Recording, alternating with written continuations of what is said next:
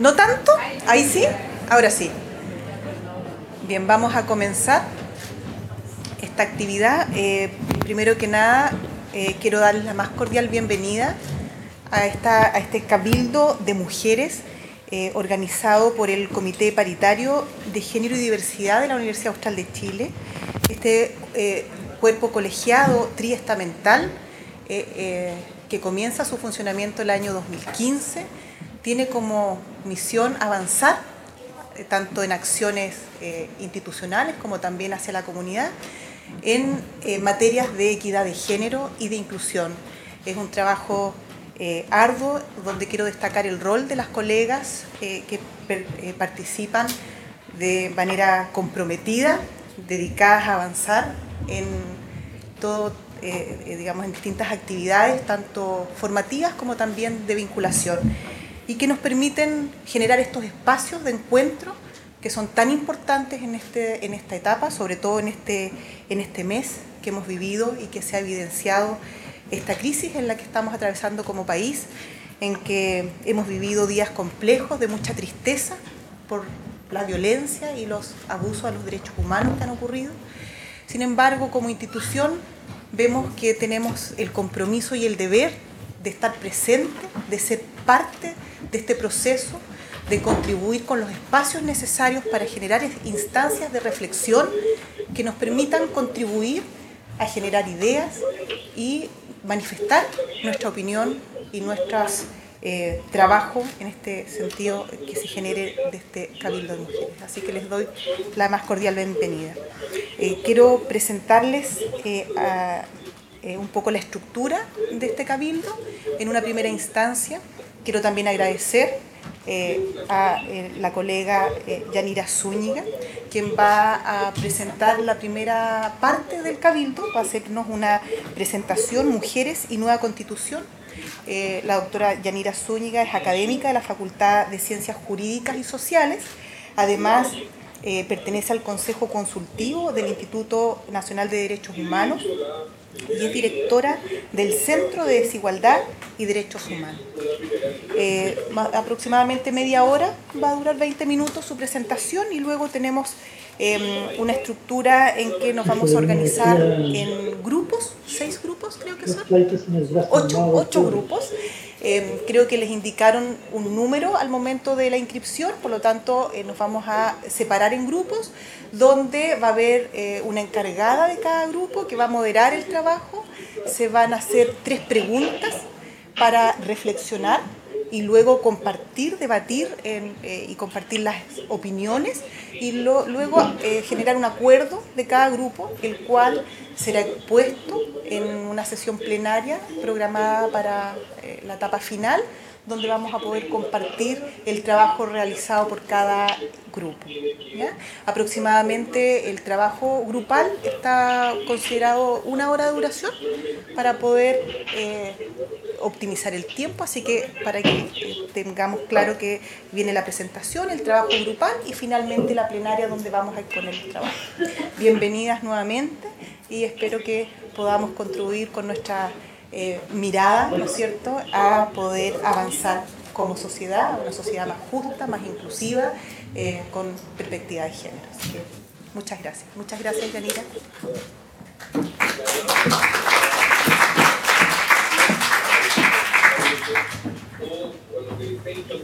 Bien, muchas gracias a la prorectora y al Comité de Género y Diversidad por la invitación, la que siento muy mía, ¿no? Porque tengo vínculos muy estrechos con la gente que trabaja en el comité, y es un órgano con el que tengo especial relación sentimental, ¿no? Yo lo que quiero presentarles, y eso me parece que puede ser útil en un tipo de debate como este, es una especie de historia muy breve del contexto, es decir, cómo llegamos a esto, no solo cómo llegamos en el caso chileno, cuestión que supongo que es bastante conocida, ¿no? sino cómo llegamos a estas crisis de representación, de las cuales el estallido social que hemos visto en estos últimos días o semanas en Chile es una expresión local, pero no es algo que solo está ocurriendo en Chile. Por lo tanto, hay un fenómeno más transversal del cual somos parte. Cómo eso se expresa con ciertas particularidades en el caso chileno y cómo se insertan las mujeres en este fenómeno y en este tipo de debate sobre la representatividad. Y cuando digo que hay una crisis de legitimidad de la democracia representativa en el mundo, lo que estoy queriendo decir, que creo que es algo bastante obvio si uno lo piensa, que esta idea democrática que viene del siglo XVIII en adelante, en el sentido de que elegimos a un grupo de personas y estas personas nos representan y nos sentimos en ese ejercicio autogobernados, es decir, que esos otros gobiernan pero no son del todo ajenos a lo que queremos porque son nuestros representantes. Eso que por mucho tiempo funcionó muy bien como una conjetura más o menos plausible de lo que ocurría, es decir, parece que efectivamente por mucho tiempo pensábamos que teníamos una identificación con nuestros representantes y que a su turno nuestros representantes también la tenían con el electorado. Eso parece que se rompió no solo en Chile, sino en el mundo occidental al menos, ¿no? Y en ese sentido, entonces es muy claro que hay un quiebre entre la idea de representación y representatividad, ¿no? Y ese quiebre se expresa con el surgimiento de movimientos sociales, y esto ha ocurrido también en otros sitios, movimientos sociales que reclaman participación directa, formas de participación directa y de mayor incidencia en los procesos políticos, y que reclaman también mayor agencia individual que se expresa colectivamente, es decir, una mayor posibilidad de autogobierno material, es decir, no solo el autogobierno expresado por los otros, que en este estado de cosas es casi una ficción, uno ya no le cree a ese otro. Y entonces queremos y reclamamos otras formas de participación. Y estos cabildos son eso, ¿no? Es hacer material esa idea ambiente, que insisto, no solo en el caso chileno, sino también en el extranjero, en movimientos que vimos en décadas recientes, como quizás uno de los que con el que más contacto podíamos haber tenido, y el movimiento de los indignados en Europa, ¿no? También reclamaba cosas parecidas, ¿no? Formas de mayor participación. ¿Y por qué estoy haciendo este paralelismo? Porque pareciera ser que independientemente de las condiciones estructurales económicas del caso chileno, a las que me voy a referir enseguida, esto que le hemos ya dado en denominar el neoliberalismo chileno, hay una cuestión más general, ¿no? De las crisis de representación y en algún sentido del agotamiento de los sistemas de representación, y uno podría decir que del agotamiento del sistema de los partidos políticos. Al menos esa pareciera ser que es una tesis bastante predominante, al menos en el debate chileno. Y entonces una de las cuestiones relevantes, me parece a mí, es cómo nos encontramos, cómo construimos algo en común cuando estamos en un momento en que desconfiamos de esos otros, ¿no? De los partidos políticos, de la institucionalidad instalada, incluso probablemente de los grupos con los que nos sentamos a conversar. Porque la democracia es poner algo en común. La democracia es, al menos, mi modelo de democracia, a lo mejor habría que expresarlo así, el modelo de democracia con el que yo me siento más vinculada es un tipo de democracia colectiva, republicana, uno podría decir, donde nos ponemos algo en común y no solo agregamos nuestras propias diferencias individuales, ¿no? Y encontrar algo común en estos procesos de crisis es algo muy difícil, que es lo que hemos visto en estos días, ¿no? Una profunda desconfianza en nuestras formas de participación, en lo que nos ofrecen los partidos políticos. Por cierto, esa desconfianza, desde luego que tiene razones, es fundada, es decir, no es una desconfianza irracional ni mucho menos, pero mi punto es que el desafío de poner algo en común es especialmente difícil cuando hay una especie de pulverización de esa idea de lo común, que es lo que estamos viviendo en Chile, ¿no? Estamos tratando de reconstruir una idea de lo común a partir de una idea de lo que era antes común, que sencillamente parece que ahora no nos hace sentido. Y además en ese contexto se produce una emergencia de las llamadas políticas identitarias. Y esto también es muy evidente en el caso chileno, es decir, que no solo demandamos nuestros intereses individuales, sino que empezamos a demandar intereses grupales. De hecho, cuando demandamos los intereses de las mujeres, normalmente los estamos demandando como intereses de grupo, no estamos demandando intereses individuales. Lo propio hacen otros grupos, ¿no? Ya sean grupos adscriptivos, como podrían ser los pueblos originarios, o incluso grupos organizados políticamente, como podrían ser sindicatos, gremios, etc., ¿no? Entonces tenemos un contexto de discusión en que ya no discutimos tampoco tanto entre personas, que podríamos decir que ese era el estado de cosas hace algunas décadas atrás, sino que discutimos fuertemente a través de demandas que son colectivizadas y demandas identitarias, en las que demandamos un reconocimiento de nuestro estatus de grupo, no solo de nuestro estatus de persona. ¿Y cómo se ubican las mujeres en la emergencia de estos movimientos que, como he dicho, son movimientos transfronterizos y en algún sentido llevan ya varias décadas instaladas? Por un lado, lo que sabemos, y esto es bastante evidente, y por eso creo que estamos todas sentadas aquí, ¿no?, es que la democracia no se ha hecho cargo, ni en Chile ni en otros estados, históricamente de la subordinación femenina.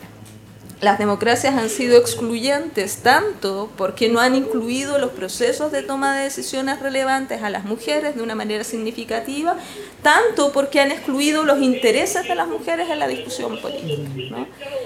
Y eso, por ejemplo, ha sido bastante elocuente en el caso chileno después de todo el bregoso intento de tener una ley de despenalización del aborto en 3 causales, es decir, cómo eso, que es una evidencia, la reproductiva tan importante para las mujeres, ha costado tanto instalarla como agenda política. Y eso ha generado que en las últimas décadas, a partir del último tercio del siglo XX, los feminismos, ¿no?, porque ya debiéramos, una vez que nos estamos encontrando en círculos feministas, ya sabemos que no todas pensamos lo mismo, entonces es más apropiado, creo, hablar de los feminismos, han retornado o han vuelto de nuevo sus ojos hacia la política o lo público como algo fundamental, ¿no? ¿Por qué razón? Porque hemos descubierto que lo que nos pasa a las mujeres, estos fenómenos de exclusión, no solo se relaciona con ciertas lógicas de valores impuestos que minimizan a las mujeres o las menosprecian, me estoy refiriendo al sexismo o al machismo, si ustedes quieran, no solo tiene que ver con estructuras económicas que nos precarizan o nos hacen más pobres, me estoy refiriendo al capitalismo, sino también a las estructuras políticas.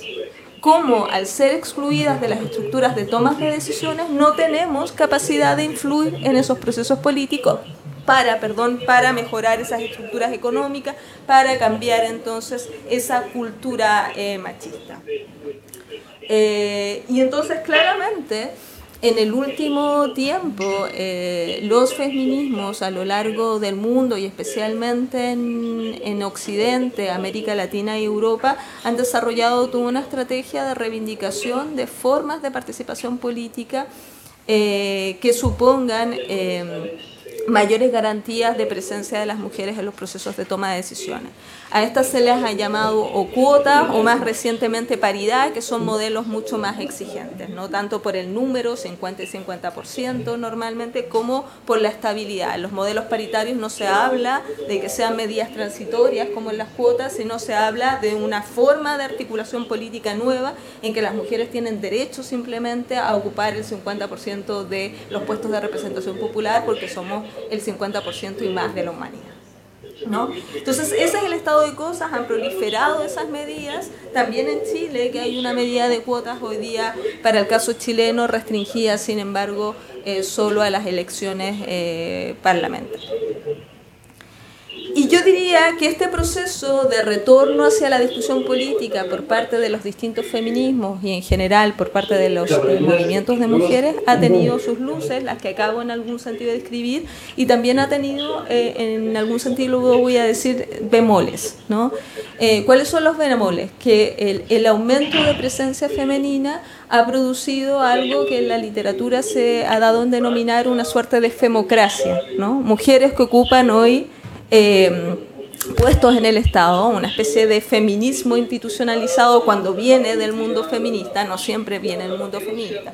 Y ustedes dirán, bueno, ¿y por qué esto es problemático? Porque entonces la agencia política o la determinación de la agenda ya no está solo en las mujeres, sino está en esas mujeres o en esas estructuras. Estoy pensando en algo así como el CERNAMEC o el Ministerio de la Mujer y Equidad de Género, que son las que tienen el impulso estatal de la política, y eso ha tenido o eso ha sido problemático en el caso chileno, porque a veces se ha producido alianzas con el mundo de la agencia política colectiva de los movimientos feministas o de los movimientos de mujeres, como le quieran llamar, y a veces se ha producido desencuentro, ¿no? Y en el caso chileno lo hemos visto muy recientemente, ¿no? En la última etapa, cómo los movimientos de mujeres han salido a decir, mire, en la represión que ha ocurrido en estos últimos días ha habido violencia sexual, y cómo prácticamente no se ha dicho nada desde la institucionalidad estatal ocupada y cuyo mandato es especial es el de promover y proteger los derechos de las mujeres. Entonces, ese fenómeno de entrada de las mujeres al sistema político produce muchas ventajas, ¿no? Permite en algunos casos, y quizás en los gobiernos de Bachelet eso se vio más, como la agenda de género tuvo mejor desarrollo, ¿no? Es cierto, yo comprendo si alguien está pensando y dice, no, Bachelet prometió muchas cosas y no hizo todo lo que prometió, pero si uno mira históricamente en la agenda de género en Chile, es indudable que son los gobiernos de Bachelet los que promovieron un mayor adelanto, ¿no? Y entonces eso en algún sentido corrobora la hipótesis, ¿no? Una mayor presencia de las mujeres hace más plausible una mejor preocupación del Estado, pero también produce o podría producir un desencuentro con la movilización social, que es donde las mujeres han estado siempre, sobre todo las mujeres más vulnerables. Entonces ahí hay una cuestión que creo que hay que tener en cuenta. Y hay una última cuestión a la que me quiero referir en esta materia, es que como las mujeres somos diversas, a veces las políticas estatales producen una suerte de homogenización, en donde no todas nos encontramos y en donde no todas tenemos garantizados los mismos intereses. Entonces, sigue siendo relevante la participación por vía de movilización social. Ahora, el desafío, tanto respecto a los problemas de representatividad general como respecto de los problemas en particular de representación de los intereses de las mujeres, es cómo hacemos para que esa movilización social no se desencuentre permanentemente con la institucionalidad. ¿Cómo hacemos entonces para que el conflicto, que tiene mucho de valioso porque permite presionar al sistema político, como lo hemos visto en estos últimos días, probablemente si no hubiera ocurrido lo que ocurrió no estaríamos hablando de nueva constitución, o sea, no probablemente, seguramente, ¿no? Sin embargo, el conflicto pareciera que no se puede mantener tampoco en estado puro, permanentemente fuera del sistema institucional, porque lo más probable es que no se traduzca en ninguna política entonces relevante, o sea administrada por esos otros, ¿no? Que siguen siendo otros. Entonces, claro, el desafío es importante en esta materia. Para ir terminando la segunda parte de mi exposición, ¿cómo esto que he descrito en términos muy generales puede aplicarse en el momento constituyente que estamos viviendo? Y hablo del momento constituyente para utilizar una expresión que se utiliza dentro de la jerga de del derecho constitucional, es una expresión que se le debe a un profesor norteamericano, a Bruce Ackerman, y que muestra precisamente este momento de recambio entre una constitución y otra, pero no solamente eso, sino de reconstrucción en clave de pacto social. Cómo esa nueva constitución debe ser entonces el receptáculo de un nuevo modelo de pacto social en que más o menos nos encontremos todos, pero en un modelo de discusión en el que pierda disputa de las ideas que en todo proceso político jurídico se produce, no tiene que sentirse ajeno al sistema. No sé si me explico. Es decir, uno debe estar dispuesto con un proceso de debate, cualquiera que sea, ¿no? Es posible que la idea de que no se tenga, porque de eso se trata en la democracia, pero al mismo tiempo las garantías que se den en ese proceso de debate deben ser suficientes para que todos asumamos que, aún perdiendo, ganamos en la conclusión con uno, ¿no? Y eso es lo que estamos construyendo ahora. Y en eso yo creo que los cabildos tienen una responsabilidad también mayor para canalizar, pero al mismo tiempo para proponer cuáles podrían ser esas reglas de debate en las que se produjera esa garantía y esa legitimidad del proceso. Yo solo quisiera decir, para orientar en algo desde mi trabajo como académica, que es desde el derecho público y en algún sentido desde el derecho constitucional, ¿cuáles podrían ser las cuestiones que son relevantes de abordar para las mujeres en este momento en que nos encontramos? Por supuesto, una de las primeras cuestiones es la cuestión del procedimiento. Es decir, qué tanta incidencia tienen en el procedimiento. En este caso yo no sé si todo el mundo está al día de esto, pero lo que se ha establecido en el llamado Pacto por la Paz Social y la nueva Constitución, que es el que firmaron varios partidos políticos y que se supone que está fijando el marco en que podrían desarrollarse otras reglas para encauzar este nuevo proceso constituyente. Ahí,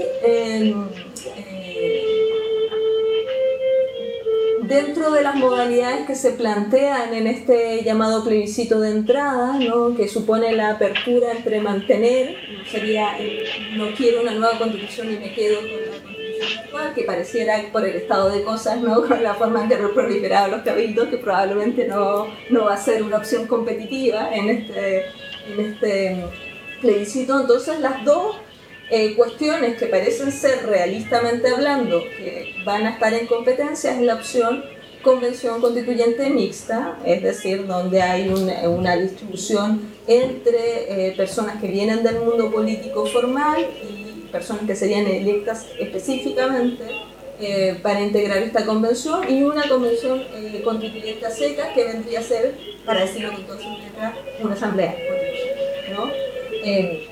Y la pregunta es, en cualquiera de esos casos, ¿cómo se eligen esos ciudadanos y ciudadanas que van a formar parte, que no vienen en principio, o que muchos de ellos no vendrían de la política formal, y que participarían solo en este proceso de construcción de una nueva constitución? Entonces la pregunta, para ponerlo en términos más concretos, es ¿qué tanto van a participar las mujeres ahí? ¿Y qué tanta incidencia van a tener en ese proceso? Porque lo que sí está demostrado efectivamente es que solo cuando se produce una masa crítica de mujeres en esos procesos, ¿no?, ya sea dentro del proceso de toma de decisiones o fuera movilizándose, se produce entonces una entrada de los temas, entre comillas, de mujeres, o si ustedes quieren, de los temas transversales, que no son solo de mujeres, pero que tienen especificidades para la vida de las mujeres, ¿no? Esto es bastante obvio en el sistema chileno, ¿no? Hay un problema general que resuena producto de las movilizaciones, que es que tanto el neoliberalismo chileno ha precarizado la vida de las personas, pero bueno, esto probablemente aplica para hombres y mujeres, ¿no?, para distintos, pero en el caso de las mujeres tiene especificidades, ¿no? Entonces la cuestión es que esas especificidades no se pierdan en ese proceso, y pareciera ser que históricamente la mejor forma de garantizar que no se pierdan es con una presencia de mujeres, ¿no? Ese es el único mecanismo que hasta ahora ha resultado más o menos apto para producir ese resultado. Y por supuesto, luego podemos discutir tanto en las mesas o si quieren en otros contextos cuáles podrían ser las guías comparadas para eso, que es una discusión un poco más técnica, pero por ahora me importa solo decir que lo importante es eso, ¿no? Pensar en cómo se asegura eso.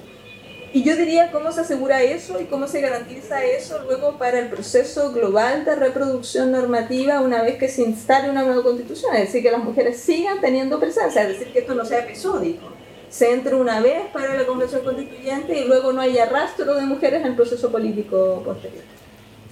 Y también es relevante, y con esto cierro, también es relevante la cuestión de qué contenido podría tener una nueva constitución, que creo que es lo que aparece como la cuestión más relevante cuando uno se pregunta desde la ciudadanía por qué quiero yo participar, ¿no? en cabildos como este. La primera pregunta que uno se formula, a ver, ¿qué querría yo que tuviera como contenido? ¿Qué derechos, qué principios, qué valores, ¿no? La cuestión sobre los procedimientos suele ser una cuestión que es vista como más técnica, un poco más árida, pero les aseguro que es una cuestión muy importante para garantizar efectivamente la estabilidad de los procesos de ingreso y de reproducción normativa de las cosas que en un lugar como derechos, como principios, como garantías. Por lo tanto, sin entrar en el detalle, la recomendación sería a no abandonar la discusión sobre los procedimientos. Pero en el plano, que era lo último a lo que quería atender, en el plano de los contenidos, quizás lo que yo diría en un ejercicio un tanto pedagógico de este asunto es que es importante tener presente que las constituciones actualmente, y ese es el caso de la constitución chilena vigente, normalmente tienen normas relativas a los valores y principios rectores de la constitución, ¿no? Normas que en el caso de la constitución chilena, si alguien ha tenido la oportunidad de leerlo, están más o menos ubicadas en el capítulo primero, ¿no? Que es como un capítulo que mapea las cosas importantes y los arreglos sociales importantes. Y probablemente la próxima constitución también va a tener un capítulo que sea un poco espejo, no necesariamente, espero yo, con el mismo contenido, pero sí con la misma vocación de tener valores y de tener principios. Entonces, una de las preguntas que hay que formularse es cuáles son esos valores, ¿no? Por ejemplo, son valores clásicos la libertad, la igualdad, ¿no? La solidaridad en algunas constituciones, en el caso chileno eso no aparece como un valor relevante. En el caso chileno sí se entiende que aparece la subsidiariedad del Estado, que es justamente una de las cuestiones que está en jaque hoy día, ¿no? Pero yo diría que la experiencia de los movimientos de mujeres y en nuestra experiencia de vida de las mujeres, cuestiones como la solidaridad, lo colectivo, el cuidado, parece que expresan una dimensión de la vida femenina con la que tenemos que ver, que es importante revisar, es decir, que no lo consideramos como algo privado, sino como algo que podemos llevar a lo público y que tiene sentido llevar a lo público, ¿no? Porque además nos permitiría eventualmente discutir otras cuestiones, ¿no? Como políticas de redistribución de trabajo doméstico, reglas nuevas de cuidado, etc., ¿no? Digo por lo siguiente, porque uno tiene cierta inercia en este tipo de cosas, ¿no? Uno termina imaginando cosas a partir de lo que está. Cuesta. Entonces yo diría que esto es una invitación también para reclamar lo femenino como algo político. Este eslogan tan típico de la segunda mitad del siglo, ¿no? Lo personal es político, lo femenino es político. Y entonces esos valores, yo diría, tendrían que expresar también dimensiones femeninas. Dimensiones, por supuesto, yo no voy a decir cuáles son, no me arrogaría esa facultad, pero yo creo que es importante discutir cuáles son esas dimensiones femeninas, qué valores de lo femenino queremos que estén ahí, y cómo eso se puede transformar incluso en principios rectores. Y dentro de los derechos, y con esto sí que finalizo, yo les diría que el apartado de derechos para la Constitución chilena vigente es un apartado que ha sido muy malo respecto de su enfoque en relación con la protección de intereses de las mujeres.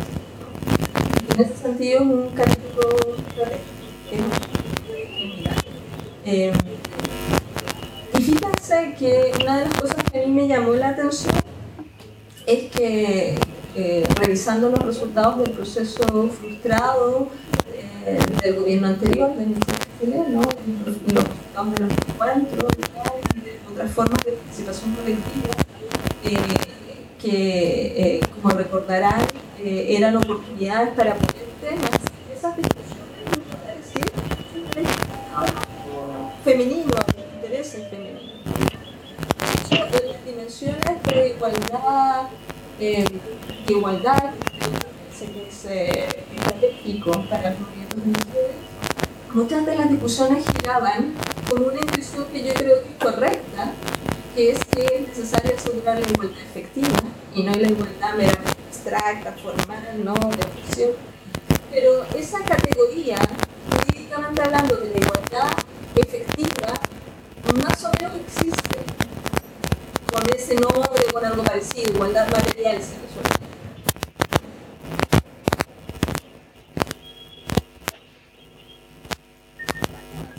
Una fórmula que sea más de elaboración feminista, lo voy a decir, ¿no? Una fórmula de igualdad de género, derechamente, ¿no? Que tiene un sentido más claro, o una forma que busque más lo que queremos producir. Por la igualdad, lo que sabemos es que es un concepto que le ha costado a las mujeres que les sirva, que parezca rara la afirmación, tendría que explicar un poco más los detalles, pero seguramente si uno confronta lo que uno tiene, su vivencia diaria, se da cuenta que aunque tengamos un principio de igualdad, que aunque tenemos una regla de igualdad legal que dice que no debe haber todo eso no existe. Y por supuesto, en parte de eso es una cuestión de cultural, pero en parte también es una cuestión de estilo, al diseño narrativo. Entonces yo creo que ahí hay que imaginar otro rótulo, otra etiqueta, otra descripción del concepto de igualdad para que le rinda más a las mujeres. Y hay algunos derechos que no aparecen en la Constitución chilena, ¿no? Los derechos sexuales y reproductivos en parte, por eso se reduce tan fuertemente la discusión del aborto, porque no aparecen, porque son derechos estratégicos para las mujeres, ¿no? La sexualidad,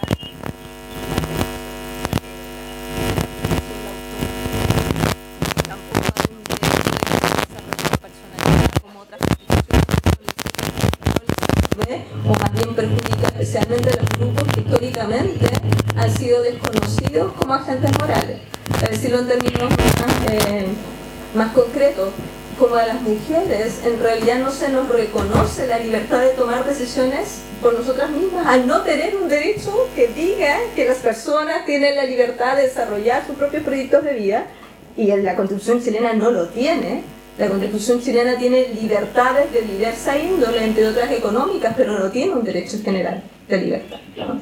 Y ese derecho de autonomía, o como se llama en otros sitios, del libre desarrollo de personalidad, las ha servido especialmente a los grupos que tienen problemas, para que se les reconozca esa autonomía, y este es el caso también de las mujeres.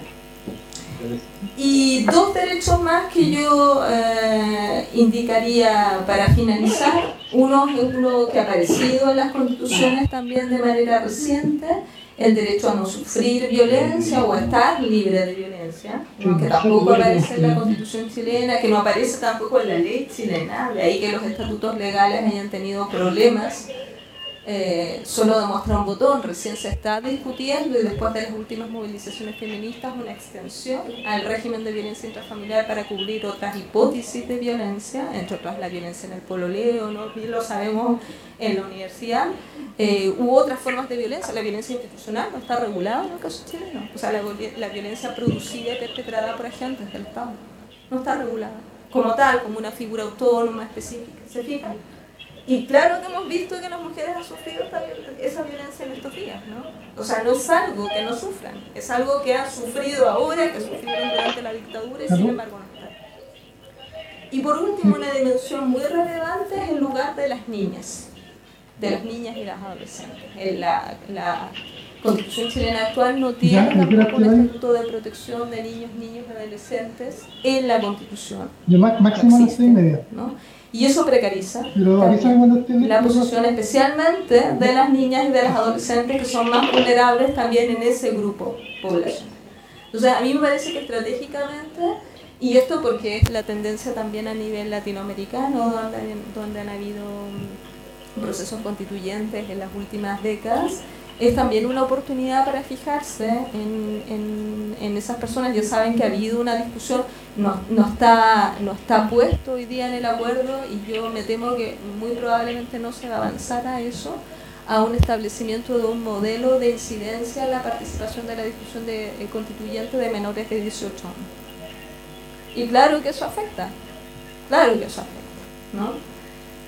Entonces, ahí hay un terreno importante que hay que trabajar y como sabemos, las cifras de violencia sexual afectan especialmente a niñas y a adolescentes, ¿no? Un tipo de violencia que se proyecta especialmente sobre ellas y respecto a la cual son especialmente vulnerables ellas.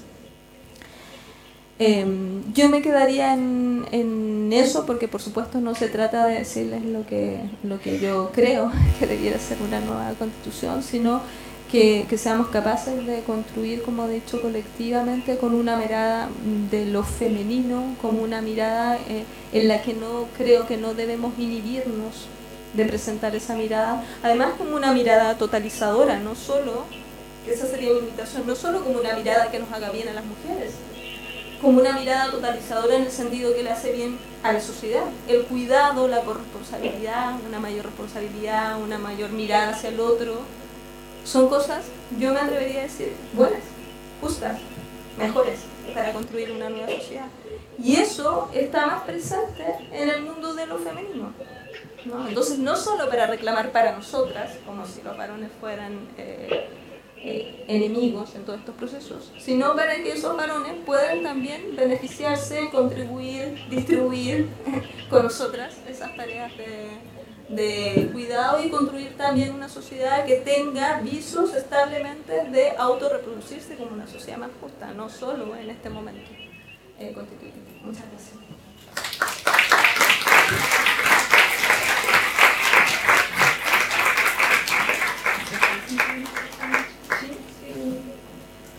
Hola, bienvenidas. Muchas gracias por su asistencia, que estamos sorprendidas todas las miembros del Comité Paritario de Género y Diversidad por el éxito. Así que mucha gente que va afuera, habrá una segunda oportunidad. Dada la hora, antes de distribuirnos en los grupos de trabajo, 5 minutos para responder algunas preguntas que le quieran hacer a Yanira. ¿Alguien tiene preguntas? ¿Ninguna? Perfecto, entonces vamos a agilizar mejor. Querida, ¿cuál es tu nombre? Eliana.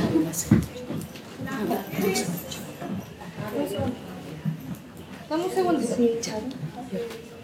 Con respecto del último punto, Yanira, muchas gracias por tu presentación. Tú sabes que adentro de la universidad eres nuestra ídola, entonces eso es importante. Y en el último punto, o sea, es algo que a mí, cuando dice atreverse a mirar desde lo femenino, y cuando uno piensa en la mirada femenina, en cómo nos sentimos nosotras, hay muchas veces en las que yo digo cuántas guerras se hubiesen evitado en el mundo, en la sociedad, si a las mujeres nos hubiesen preguntado. Yo creo que nosotros tenemos que tener también una mirada hacia, en ese sentido también, digamos, a la parte menos, de contribuir a algo menos, a un mundo menos bélico. Eso. Sí, no sé cómo se pueden plasmar esa. O sea, sí, yo estoy, claro, el desafío probablemente es cómo eso luego se formula en un lenguaje que parece un lenguaje tan árido, técnico, no tan poco apropiado para plantear estas cosas. Pero yo diría, bueno, no para entrar quizás y responder, o más que responder, comentar, aprovechando de dar un dato técnico, en la incerteza que hay el día del procedimiento. ¿Por qué razón digo que hay una incerteza? Porque están estos trazos gruesos que mencioné, ¿no? Estas dos hipótesis de convención, que serían elegidas por reglas de elección que se aplican a las elecciones de diputados, teóricamente en principio con el mismo número, pero tampoco es algo tan claro, 155, sistema electoral proporcional. Ahí podría, yo he sostenido eso, que debería estar la cuota de género como piso mínimo, porque la cuota de género está hoy día para esas elecciones de diputados, está aplicándose. Entonces, cuando hay una revisión, yo diría, está la cuota de género como piso mínimo. Pero, para terminar mi reflexión, como seguramente ya saben, el acuerdo prevé la constitución de una comisión de expertos, ¿no? se dice que probablemente abogados y abogadas, yo espero que sea también abogadas, pero bueno, probablemente cientistas políticos, etc. Y esos expertos debieran definir las condiciones concretas del debate. O sea, lo que yo diría es que lo razonable sería que la gente pudiera discutir desde sus intuiciones de justicia, normativa, de debate, etcétera, y que luego el instrumental técnico fuera proporcionado por esas personas que no sustituyeran a esos otros, sino que simplemente tradujeran esa intuición de justicia a un lenguaje jurídico con las dificultades, seguro que alguien me lo va a decir, que tiene eso, ¿no? Pero claro, a ver, porque todavía eso no está diseñado. Lo que me parecería mal es que se encasillara la discusión a un grupo de fórmulas jurídicas que luego las personas tuvieran que replicar, porque probablemente eso también va a replicar una cierta inercia del texto actual. Pero no lo sé, no es posible saberlo ahora con los datos disponibles. Yo soy traductora de formación, lo que sí sabemos es que la traducción no es simple traducción, ¿verdad? Hay una interpretación, por lo tanto no es un conducto por el cual va a pasar, si este ente técnico, digamos, claro, se perfila como con el valor que ha tenido el tecnócrata y el claro, pero en las leyes no hay tan distinto, porque recuerden que los legisladores o las legisladoras tampoco vienen solo del mundo técnico. Es decir, hay un proceso de formación de una discusión que luego se pone y luego se vota en un texto determinado. Entonces uno vota o le da indicación al texto si es que no le gusta el texto, cuando forma parte del proceso. Entonces es un proceso en que no hay como un único momento, por eso digo es un proceso. Hay una intuición, esa intuición se pone en cierto papel. Esto también pasa cuando uno trata de poner la idea del otro, ¿no es cierto? Pero si uno se la regresa al otro, ¿no? Es más probable que ese otro diga, sí, es eso lo que yo quise decir. O sea, yo diría que eso debiera ser intuitivamente lo que al menos yo propondría para esto, que como he dicho, no es algo muy distinto a lo que se produce en el proceso legislativo, ¿no? Que se produzca ahí una especie de intercambio con personas que tienen alguna experticia habitualmente jurídica, pero que luego la decisión recaiga siempre para el texto final. Estoy hablando siempre en el plano de la Convención Constituyente, no me estoy refiriendo al plebiscito ratificatorio, que luego es otro momento. En esa última, llamémosle, votación, que ese texto esté afinado y más o menos sea un texto satisfactorio en el sentido que sea capaz de capturar esa intuición de justicia. Ahora, eso en las normas constitucionales a veces puede ser más sencillo porque las normas constitucionales tienden a ser más vagas, menos detalladas en su estructura. Por ejemplo, si uno ve el capítulo de derechos en el caso chileno, se dicen cosas como se garantiza el derecho a la vida y no mucho más. O sea, no se dice qué es lo que se entiende por vida, etcétera, ¿no? Y más o menos en esos acuerdos grandes hay más posibilidades que uno esté de acuerdo en esas fórmulas así de amplias que si empieza a detallar yo entiendo por vida esto, ¿no? Y en un proceso constituyente, por las características de las normas constitucionales, que por definición deben dejar espacio para que luego la ley se vaya complementando, vaya actualizándose en el tiempo, porque se supone que las constituciones no se modifican todos los días, ¿no? Pasan varias décadas o siglos en el caso de algunas constituciones en el mundo. Entonces la idea de la generalidad está pensada para permitir ese otro desarrollo. Muchas gracias, Yanira. ¿Me escuchan? Sí. Ya. Muchas gracias, Yanira. Queremos contextualizarlo un poco dada la contingencia de que fue un exitazo esta situación. Yanira va a subir al tercer piso a dar nuevamente la introducción porque ahora no se escuchó bien. Entonces, estimadísimas, queridas todas, nos vamos a redistribuir aquí para hacer los grupos de trabajo como lo teníamos planeado, pero el número con el cual ustedes entraron a la sala, olviden. ¿Ya? Dada la contingencia hay que reestructurarse a veces. Entonces, esta reestructuración vamos a hacer 5 grupos. Yo conté que más o menos hay 45 personas acá. 9 por 5, 45, entonces podríamos hacer 5 grupos de 9. ¿Ya? Entonces nos autogobernaremos y nos autorregularemos y observamos si es que hay 10, usted se va a ir a otro grupo, donde hayan 9. ¿Ya? Eso, muchísimas gracias, chiquillas.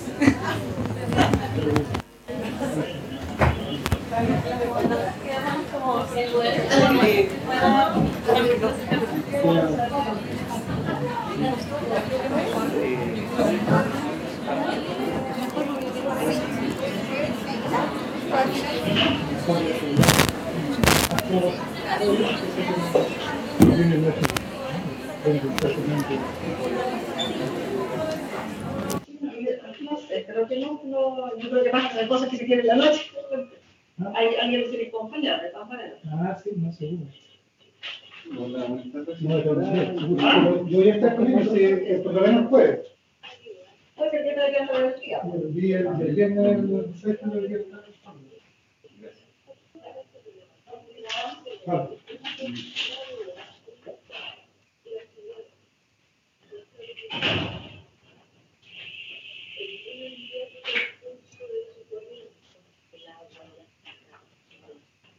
¿Sí? ¿Verdad? No lo sé, si será el 22, 17, 62 por el momento.